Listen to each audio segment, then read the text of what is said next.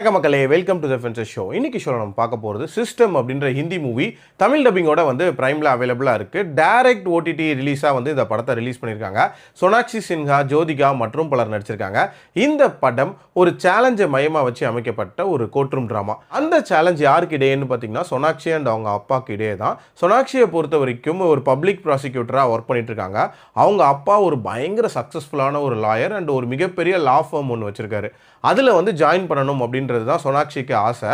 But நீ ஒரு 10 case public ப்ராசிக்யூட்டராக ஜெயிச்சிட்டு வா, அதுக்கப்புறம் சேர்த்துக்கிறேன் அப்படின்ற மாதிரி அவங்க அப்பா சேலஞ்ச் மாதிரி ஒன்று விடுறாரு. ஜெயிக்கவே தடுமாறிட்டு இருக்கக்கூடிய சோனாக்ஷிக்கு ஜோதிகா ஹெல்ப் பண்ணுறாங்க. ஜோதிகா ஆக்சுவலாக ஸ்டெனோவா ஒர்க் பண்ணுறாங்க. அண்டு சோனாக்ஷிக்கு இந்த கேஸ் விஷயத்தில் ஹெல்ப் பண்ணுறதுக்கு ஒரு அமௌண்ட்டும் சார்ஜ் பண்ணிக்கிறாங்க. ஸோ இவங்க 2 பேரும் சேர்ந்து நிறைய கேசஸ் ஜெயிக்கிறாங்க. ஸோ ஒரு கேஸில் இவங்களுக்கு ஒரு மிகப்பெரிய சிக்கல் ஏற்படுது.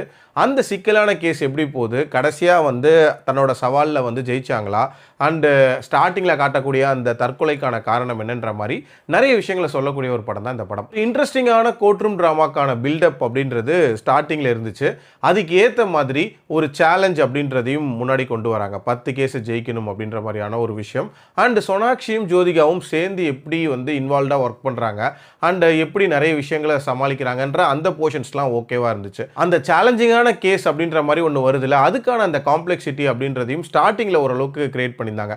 பட் போக போக அந்த கேஸில் நடக்கக்கூடிய அந்த கோர்ட் சீன்ஸாக இருக்கட்டும், அந்த கோர்ட்ரூம் ட்ராமாவை கொண்டு போன விதமாக இருக்கட்டும், ரொம்ப ஆர்டினரியாக இருந்துச்சு அப்படின்னே சொல்லலாம். கண்டிப்பாக இன்னுமே இன்ட்ரெஸ்டிங்காக பண்ணியிருந்துருக்கலாம். அதே மாதிரி இதுக்கெல்லாம் காரணம் யார் தெரியுமா அப்படின்ற ரேஞ்சுக்கு ஒரு ட்விஸ்ட் ஒன்று வச்சுருப்பாங்க. அதெல்லாம் ரொம்ப ப்ரெடிக்டபுளாக இருந்துச்சு அப்படின்னே சொல்லலாம். அண்ட் அதுக்கான காரணங்கள் இன்ஃபேக்ட் கூட நம்மளால் ப்ரெடிக்ட் பண்ணுற மாதிரி தான் இருந்துச்சு. பட் கிளைமேக்ஸில் சோனாக்ஷி சின்ஹாக்கு ஏற்படக்கூடிய ஒரு சின்ன மாற்றம் அப்படின்றது ஓரளவுக்கு ப்ராப்பராக காட்டப்பட்டிருக்கும் அப்படின்னே சொல்லலாம்.